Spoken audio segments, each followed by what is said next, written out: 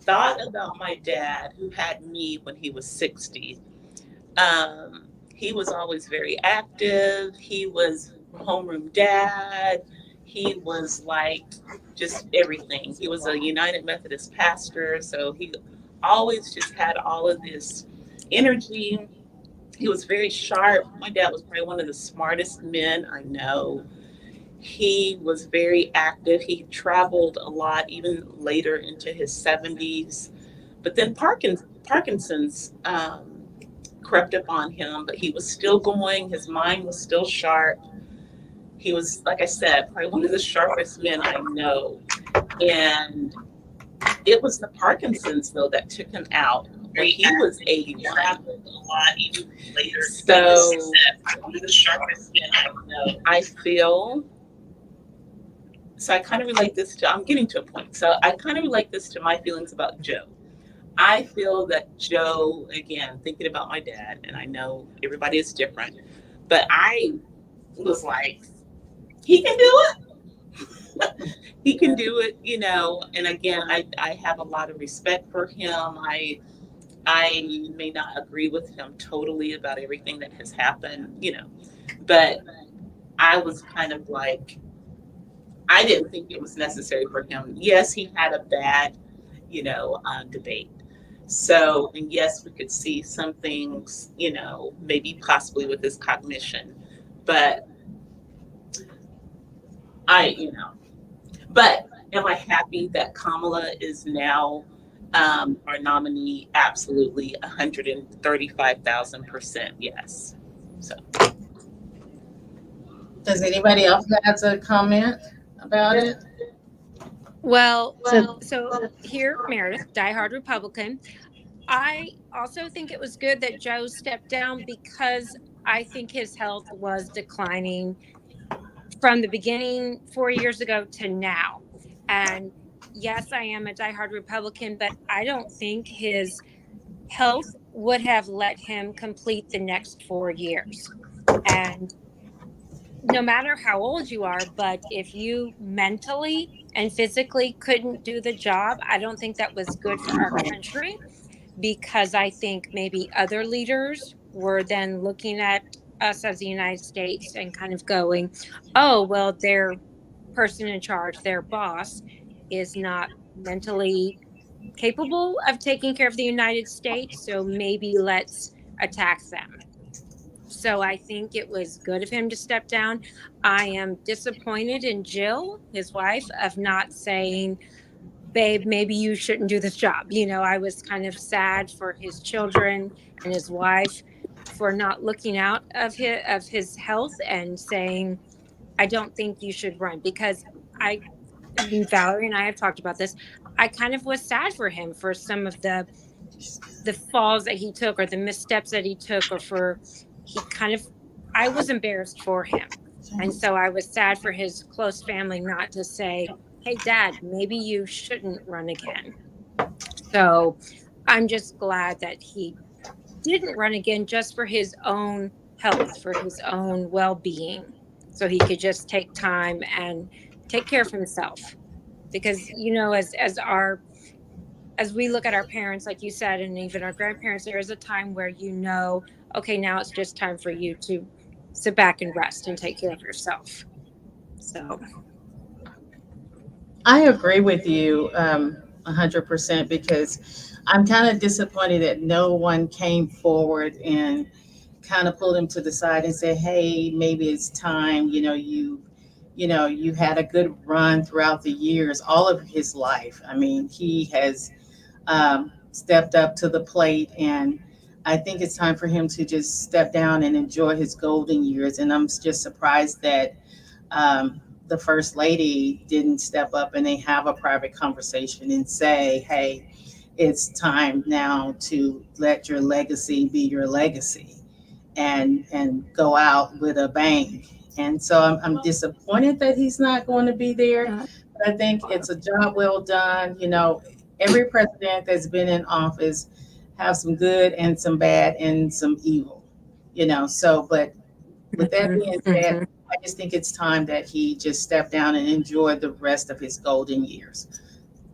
Anybody else have any? Mm-hmm. Holly?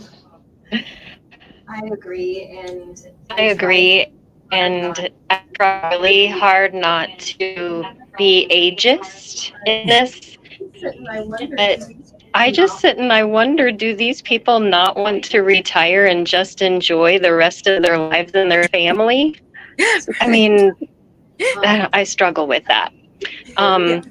I really was a supporter of Joe when he was first elected.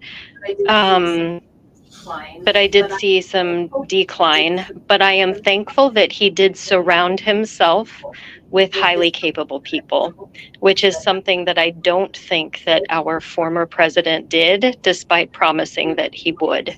And that is what makes me fearful of him being reelected.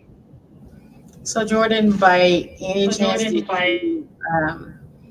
did you know anything about the president stepping down, or did you have an opinion when you first thought about it, or it was just like, oh, I'm not really familiar with what's going on because I'm not really into politics. And I want to say, just because Jordan is not registered to vote, she's not the only one. Being here at the Y, I found out that there were so many young people who are not registered to vote.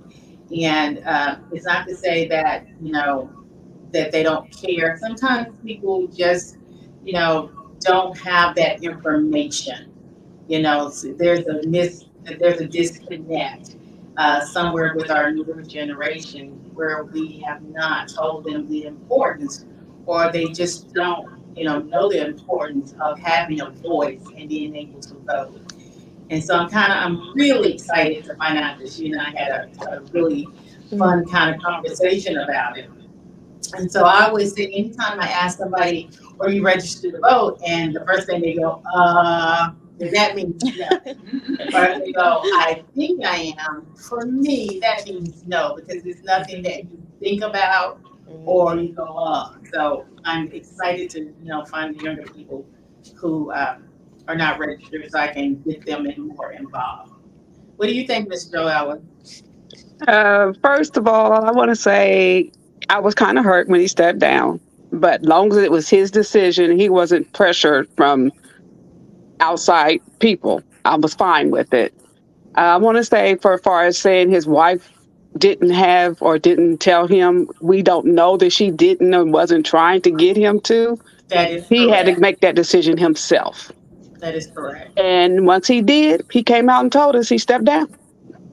Well, do y'all think he would have made it another 4 years had he stayed? I don't really, in my heart, think he would have, because this last time when he was coming off the plane, it was almost like he had to think about it first. I'm going to pretend I'm waving to the crowd until I catch my breath, then I'm going to take a couple steps. I honestly don't think that he would have made it the full 4 years without any mishap. What do you guys think? I agree. I didn't. I agree. Mm-hmm. I could see a steady decline, and a lot of people passed it off as to his stutter, his lifelong stutter.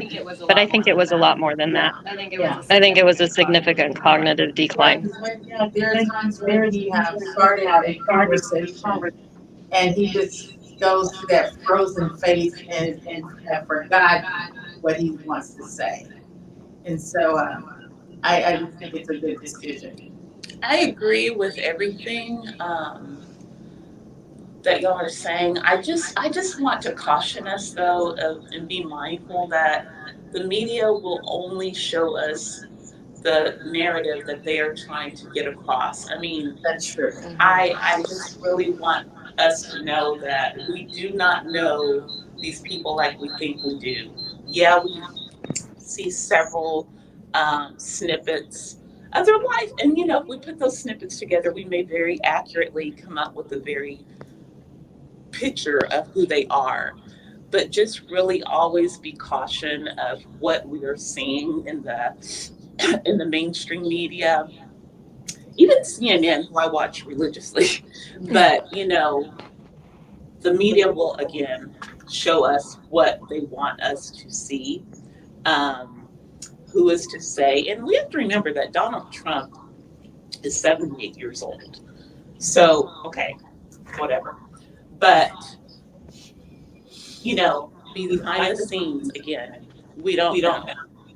Joe could have been like, you know, I just, I, I just have learned, I have a lot of friends who work in media, and they just always say, man, y'all don't know what really is going on behind the scenes. So just be cautious of that. You know, yes, he is 81.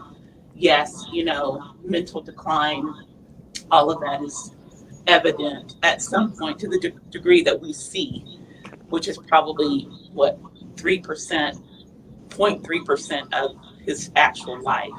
So my mom is 92. She's sharp as I don't know what. Her mobility, yes, is low, but she's very, very sharp. So we just have to keep in mind that what we're seeing in the media is just a small fraction of who these people really are. Well, I know my diehard cousin Meredith. We've talked about a lot of things that she um, approves of what Trump has done when he was in office. And there are some good things there are a few things, very few, Meredith, that I agree on. But sometimes I have to work on myself because when I think about people who are in supporting him, there are some things that I wonder about because, you know, we all know that he says very awful things about women. It's very degrading. He says very degrading things about who has their phone on. That's okay. There's very degrading things that he says about a minority. And so then sometimes when I hear people who are in supporting him, and I'm only human, and I'm not saying I feel that way about people. I wonder, do they feel the same way as he feels? Do you guys ever feel that way, that some of the negativity that he says about women and minority, do you feel that the people who support him perhaps might feel that same way? Because sometimes when I'm talking to people, I have this like discerning part, and the people that I really talk to, I talk to Meredith, I talk to Mr. Jim, you know, I talk to several people at the Y, and we have different views, but I don't feel that they have that one view that he has of that very demeaning, hateful spirit. You guys ever get that? You talk to people, or you kind of shy back from talking to somebody about anything that has to do with being a Democrat or a Republican in the process? Me, I'm very, and Meredith know me. I can speak for myself, and I don't get afraid to say anything. That's something that I've always thought about. When people said, prime example, there was somebody that I knew for quite a while, and she said something about Reagan, President Reagan. And I said, "Did you say President Reagan?" And it was on Facebook, and she said, "No, I typed it, but it was very the way she said it." And I said, "Oh." And then I said, "Okay, well, I see you." And so I blocked her. And so because I had felt that energy, but I never did speak on it. But when I just said jokingly, "Are you saying President Reagan?" Because we all have the right to like who we like and vote for who we want to vote for. But we should be able to come together and be able to speak on it constructively without trying to be offensive to another person. Got crickets here. Anybody? I'll comment. I, in general, I do make it a practice to just be just be mindful of where I am, the environment I am in, to have any type of political conversation. And usually, honestly, it's only with people that are in my very, very, very, very close, tight circle. And usually we kind of think alike, but I have had some interesting conversations with some family members And it's just very kind of eye-opening.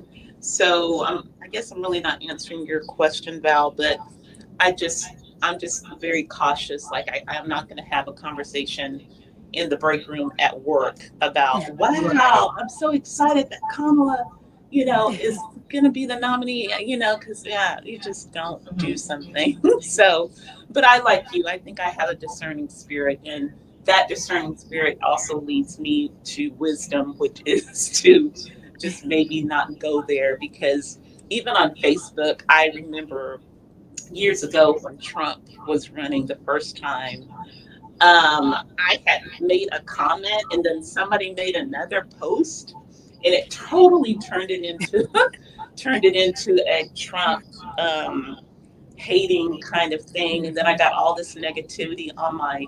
And then it goes so quickly It when you goes just make like a quickly. simple comment. Yeah. And sometimes at the end of my comment, I'll go, just saying, just speaking for Yeah. myself, Right. don't come for me. And I made a simple comment about someone I look at all the time, and he's always talking about Christian Bible trivia questions, which I love. But he's a Republican. So I don't know what I said. It was nothing that was offensive. But all of a sudden, when I went back, I had like 50 hate, things said about me. And so I was like, okay, do I respond as Valerie or do I just take the high road? And so what I did was I went back and I typed in "go in peace, love you too" to every single one, and then all of a sudden, crickets, nothing, nobody commented. Yeah. So I just didn't give back into it, but I was just so surprised because it was something that was so little and it wasn't offensive. It was just a comment about our ancestors. Because I always talk about when my parents were registering to vote back then, they had to pay what they call a poll tax. And so there were a lot of people, a lot of African Americans couldn't afford to pay for it because then they tried to make it as hard as possible for African Americans to be able to vote. So my parents would get together and they would sell like fish sandwiches. And this is in the country now. This is like Louisiana, Texas. They would sell like fish plates and hot link plates and barbecue plates to help their neighbors be able to pay and vote. And in some instances, they also had to take a competency test. So that's why I feel so strongly about not just African American young people voting, all young people voting. Because if you look at it, not just Joe Biden has to step down because of his age. There's lots of other senators and congressmen who needs to be enjoying their golden years. So the young people like Jordan are our future. We have to get them involved because that's why we're in the predicament now. We don't have a list of Democrats who are running for president. We don't have a list of Republicans because the ones that we have are trying to stay there with one foot in the grave and one out. So, that's why I'm so big about getting young people involved. So what do you guys think? Well, Valerie, you and I had talked about this one morning, but so I have 3 children. I have a daughter who's 12 and twin boys that are 11. And so when Biden stepped down, some of their friends from across the street, they were talking with my kids about it, and that their friends were all upset. And so my kids were very confused, and they figured out that their friends were Democrats.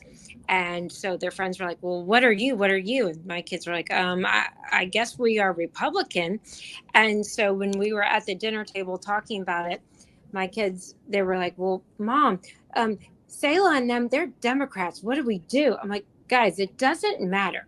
You're young. It doesn't matter at all what, if you're a Republican or a Democrat. And I told them, I said, between now and November, I'm pretty sure at school, everyone is going to be talking about the election, and it's okay. And if kids ask you if you're a Republican or a Democrat, just say it really doesn't matter because I'm too young to vote. So it's none of your business. And I said, and it really doesn't matter what other families are because you can be friends with anyone. And I told them that my brother is a Democrat and he's gay and he's a Democrat. And I said, you know, Uncle David and I sometimes don't see eye to eye on everything, and we don't vote the same way, but he's still our uncle. He's still my brother, and we still love him, and it's okay. And sometimes we just don't talk about politics at the dinner table because Right. he and I don't agree on the same things, and it's no big deal. And they were like, oh, okay. I said, but Miss Valerie and I, we love to joke about politics. And then my daughter said, what? She's a Democrat? And I said, yes. And I Yeah, said, we're but she surprised and that Miss I, Valerie is a Democrat. and I said, but she and I love to joke about politics. And I told her, I said, so some people you can love and have great conversations about with, and some people you just can't. And so I think for some, it's teaching our children at a young age that, you know, it's okay to talk about it socially and ask questions and bring it up at the dinner table, so they're aware and they grow up with it and understanding it. So, you know, having these conversations now and having the importance of it. And how old are your kids? They will be going into seventh and the twin boys into sixth grade. So it's a perfect time to be, Hmm. involving your kids early on. And then, Um, sorry, Val, but and then Valerie and I were talking about, you know, what was our first election that we voted in? And because I remember my first election, I got to vote, and it was the hanging Chad election with Al Gore and mhm. George. The second Bush, George W. And I can remember watching it and waiting all night to see the results, and it first being Al Gore and then being Bush. And so, you know, I remember that thinking this year of all those 18-year-olds who get to vote for the first time, how exciting that's going to be for them. Miss Joellen, do you remember who you voted for when you first voted? Oh my gosh. Well, you're like me because I had to really, when Meredith asked me that, I had to really go way back because I my really do have to go way back because I started actually involved in at politics 18. I started Hmm. when I was legal. when Yes. you were what? I I said I I didn't get started you, when Miss I was Joellen. 18, but I can't recall. I really have to go look at the calendar. I started when I was 18, but I remember who was running at the time for city councilman was Judson Robinson and Ben Reyes. And then I don't remember exactly who was running for president at the time. But my mom was always in politics. She always volunteered. And I guess that's where I get that servant heart from. When I was coming up, there was no computers where we actually could go and we Hmm. can communicate. We actually went out on the pavement and knocked on doors and Hmm.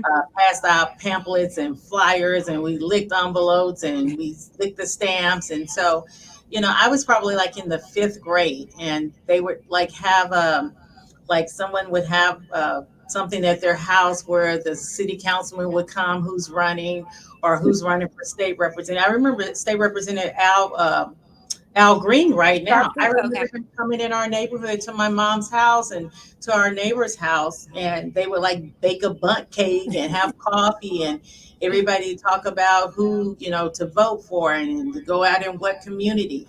So it starts. I'm very proud of Mary that, as I tell her all the time, how she raises her kids. And how she teaches them. I swear to God, if they were stuck in the wilderness, they Hmm. would survive. Because they are kids that know a lot about everything, and she has taught Right. them a way of life, how to survive, how reading can take you places that you haven't been, and they're so knowledgeable. And so we talk about how you raise your kids to be productive individuals. So how do you guys feel about if we have a first time African American Asian? I have a hard time saying that because I can't figure out where the Asian come in, and I know where it comes in, but it's visually you try to figure it out. Uh, President, what do you think about that? Because if she is nominated to be our first African American Asian president, she will be the first woman. She will be the first Asian or African American. She will be sworn in on Inauguration Day on Martin Luther King National Holiday. And she will be sworn in by the first African American Supreme Court Justice. So that's like a triple fourth threat. So what do y'all think about that? That's what you call real woman power. Mhm. I think it's a good thing. I'll start. I really do. I mean, I'm glad to see that we are putting women forward. It has been a male-dominated political world, and it's time. You know, women are overseas running countries, and I'm excited. I'm excited. There's a lot of women issues that are on the table that have been taken off the table. And I think that we shouldn't have men deciding what a woman's right is supposed to be. So, you know, I'm excited about that. And in all honesty, I was pushing for Hillary. I was a Hillary fan as well. Yep. Meredith, don't say a word about Hillary. I am a big Hillary fan. So what do you think, Miss Jordan? Because you're pretty quiet there. We got to get you in the loop.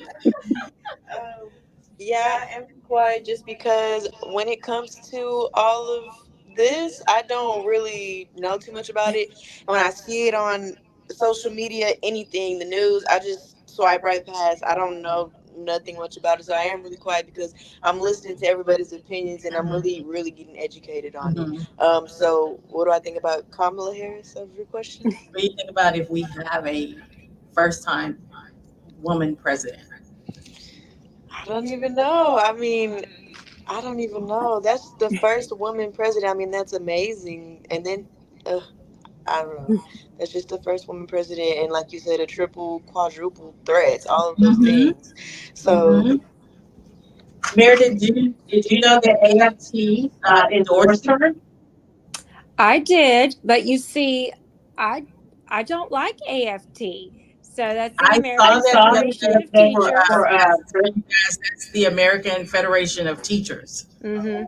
That's what that is. Yeah. And what's her name? Randy? Is it Weingarten? Mm-hmm. I think so. Mm-hmm. The president. They endorsed Vice President Harris. Yes. So I'm not in the right. It is a teacher. And I thought, I was like, oh, Meredith, I wonder if you're watching this now. Nope. I am not in the teachers union.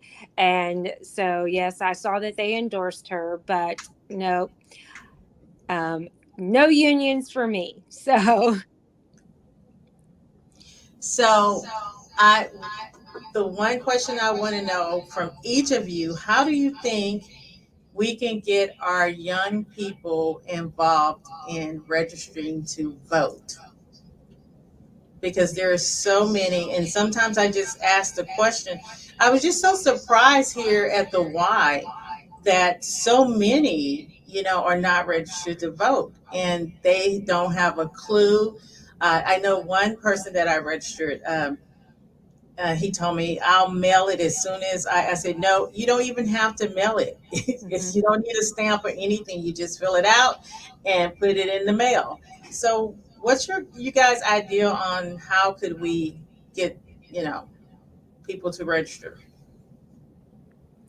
Well, I know we had a school board member, Julie Heineman, who would go to the high schools and get the seniors registered to vote. And then even, I don't know for sure, I can't quote, but would bring a school bus sometimes and get the kids and take them to like the Weekly Center to vote on, early voting. But I do know for sure she would go to the high schools to get the seniors registered to vote. So go during cafeteria, whatever time, to get the kids registered to vote, because Julie Heineman is very big on getting kids to vote, like you, Valerie. So she would go to the high schools. I know I'm not really in a conversation. Yes, Shayla's going to move over because she has something to say. I graduated from Prairie View in May of 2023, and every year, we had people come out on campus to get everyone to vote. So if Mhm. you were out of state, if you lived in Cypress, if you lived in Houston, you weren't registered in Waller County. So they were getting Yes. us, since we lived on campus, to register in Waller County to have us to vote. We did. We had a hump day every Wednesday, and it was like basically like a big pep rally outside that we did every week.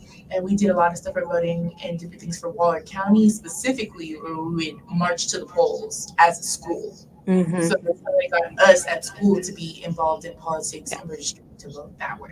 So I think that's pretty good. A hump day. Maybe I'll Mhm. ask if we can have like a hump day at the Y and set up a table and just have, our young people, maybe have some treats or something and just get them registered to vote and get them interested so Mhm. they'll have some type of idea, because there are so many people that actually come here and play basketball or whatever, work out, and they're not registered to vote. So we have to start somewhere.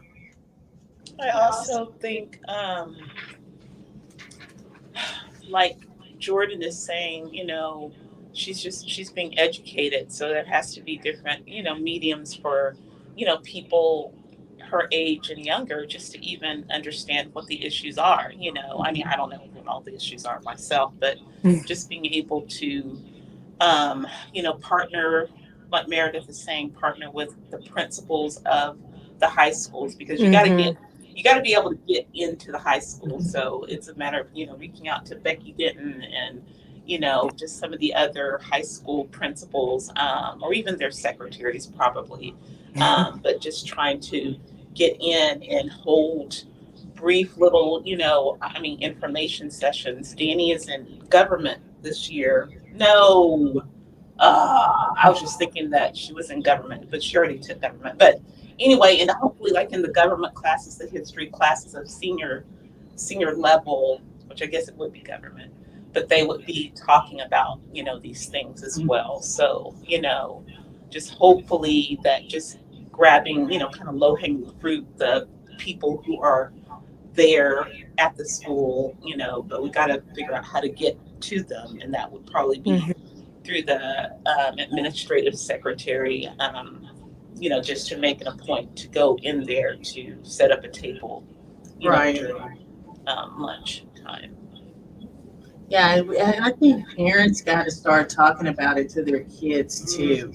It's not really being talked about in some homes. I'm not saying all homes. I'm just saying some homes is apparently not really talked about and discussed. Because this go around, it's quite different when you look at it. Even when you go to the polls, this last time when we were voting on just our community in what was it, propositions, Meredith, that we were voting Yes. on. And Yes, I told our you, and school I board. went to Yes, our vote school up board. at Greenhouse at the Richard and Meg Weekly Center. I went at a peak hour, and I was actually the only one in there. And so the guy walked and talked to me all the way down, all the way through to me signing in. And I was very surprised, because normally when I'm going to vote for anything, I'm standing in a line. But this particular time, I was the only person voting in the entire room. So that was very kind of disturbing to me. Especially since now everyone is complaining about things on the school board, Mhm. and it's like, well, we elected new people, but if you don't vote, in my opinion, you can't complain. Exactly. I always says that if you're not registered to vote, then you don't have a voice, don't complain, because people always say, well, they're going to put who they want in anyway. Of course they are, because you're not voting. And so once you started voting, I was telling Jordan that the last time I was voting, and do your homework. Just don't go in the polls empty handed. I go in there with a little piece of paper, like I always have a little piece of paper. And I told Jordan, I went in there and there was one particular guy I really liked. But then when I read about the issues that he was for and what he didn't do, and he was going to be a judge, running for a judge again. And I was like, oh no, mister. When I was so happy because I had my little paper, and like, oh no, you don't get in this time. And so you have to do your homework on each person to see who best represents you. Because they might say one thing on TV, one thing in the debate, but if you go back and look at their history, you can say, oh no, you did not take and honor what you said you were going to do.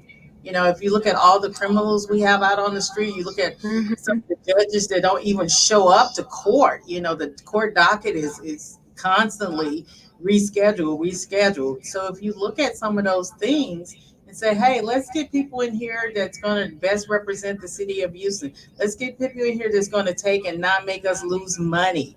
You know, you just got to do your homework. What do you think? Holly's looking at me. She's like giving me this like real stiff look. I'm a little bit embarrassed. This is backtracking a little bit, but you asked like when we first voted, and I've always voted, but the first vote that was actually mine was Hillary versus Trump, because I was the typical Midwest white woman who just, before you go to the polls, you ask your husband who we're voting for. And then I started learning after adopting my Black son how important candidates, how important our leaders are, how important the policies are to my child's safety. There's not, oh, I have a gay cousin, I have a Black friend, and we love them even though they vote different. But do you love them if you can vote for people who do not protect their safety and well-being? That's where I'm at. And it's, you know, Jordan, I'm not calling you out. But you said I listen to the opinions, and that's where I'm learning. I just want to encourage anyone to dig in deeper and be really cautious about what opinions, whose opinions you're listening to and educating yourself on. And like Iris, you mentioned, be careful to listen to the media. It's so important to listen to these people speak from their own mouths so that you know what they're thinking, what they're saying, what they're doing. Their track record, you know, their past track record. You know, what they said 4 years ago opposed to what they were doing, you know, what they're doing now. So, well, I will tell you that right now I'm going through a divorce, and I just healed a black eye from my husband, and the vice president elect for the Republican side has said that even in instances of physical violence, women should stay in those relationships. And I'm sorry, but we need to know these things. We need to hear their words. You can hear their words. These words coming directly out of his mouth. And it's important stuff, because we now have a Supreme Court that makes rules. And right now the Supreme Court is very leans in one direction, and it's scary for our future. So I hope we can figure out. And I think the key to it is just like, sorry, is it Meredith? Yes. Said, you know, we're normalizing these conversations at the dinner table. Val is normalizing these conversations at the YMCA. I mean, that we've got to normalize the conversation. We've got to use our ears for listening instead of just using our mouths to try to prove a point. And hope that people realize the importance of these things. You're exactly right. I like how you perfectly said that, because we have to start talking about it. We got to stop being afraid to voice our opinion. Like I said, I cannot say it enough how we enjoy each other's company so much in the morning. Meredith and I and other people have come on board. And of course, I'm the only Democrat and all of them are Republican. But we enjoy our conversations so much because we have said many times, we are better together. It doesn't matter what party you're in. We have to learn to, this one big melting pot, and we have to learn to live together and work together. And it's okay to have your opinion. That's why we have the freedom that we have. It's freedom of speech. That's why we have the Constitution. So it's better if we just start communicating and not just being afraid to say something because I don't know we're going to offend somebody. It's a way to say it without offending someone. It's a productive conversation. That's how we move forward, And so I think if we have more conversations like these, just not, together at the Y with Meredith or, at the school, when we just have conversation in a podcast room, don't be afraid. Like so many people I asked to come aboard and it's like, oh, I really don't want to talk about politics. I don't want to get into an argument with anyone. And my question is why would you get in an argument with someone? Can't you speak constructively and like an adult, without getting into an argument or getting offended? Because we all have different opinions, so that's what makes the world go round. We all are different.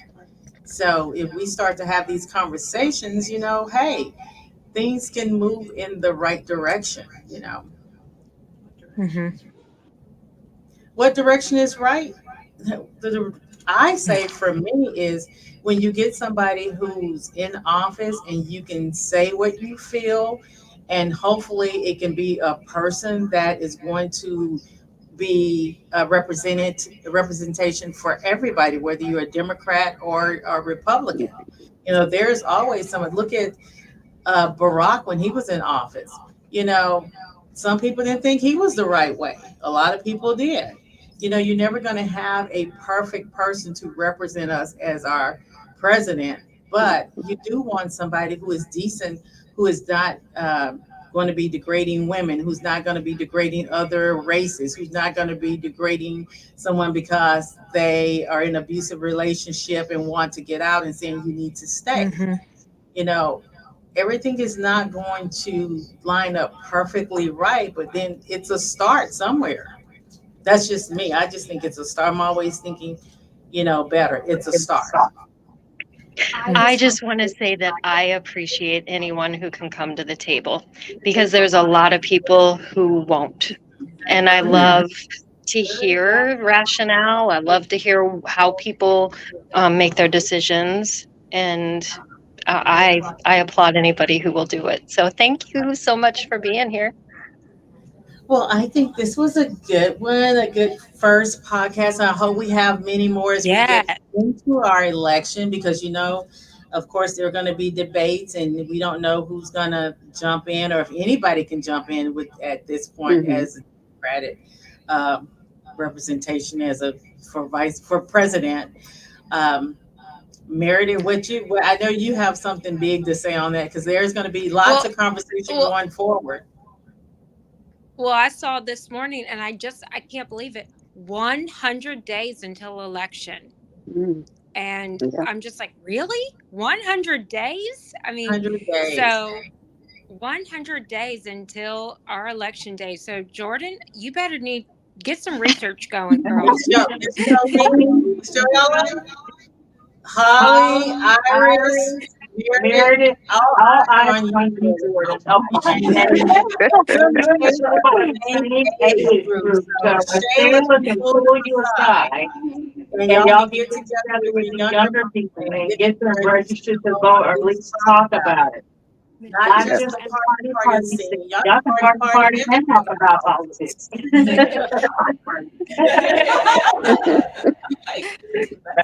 Well, ladies, I want to thank each one of you for participating. And again, we will have more conversations. I thank you, Holly, Mr. Joellen, Iris, and Meredith, and Jordan, the Julie, and I think of Shayla. You got a big shout out to Shayla. Thank you, Shayla. Thank you. you. Not do it without her. I mean, you talk about a smarty pants. Very smart, very smart. So until we meet again, like I always say, this is not your normal book club because, hey, we say what we want. We don't apologize. It is what it is. And I'm thankful that I am a woman and I can express my views how I want. And that's why I have this platform. So you guys have a wonderful Sunday and we're out. All right. Thank you. Thank you. Thank you, everyone. Bye, everybody. Bye. Bye.